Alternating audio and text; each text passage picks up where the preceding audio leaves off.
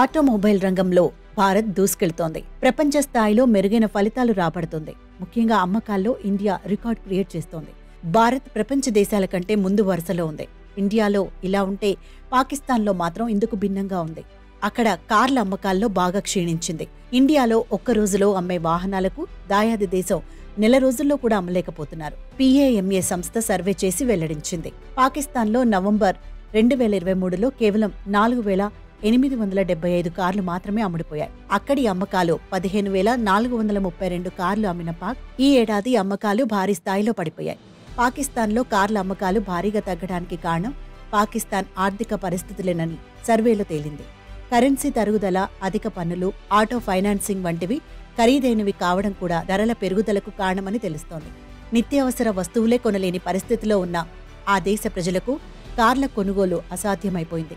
ఈ కారణంగానే పాకిస్తాన్లో ఆటోమొబైల్ మార్కెట్ బాగా క్షీణించినట్లు తెలుస్తోంది.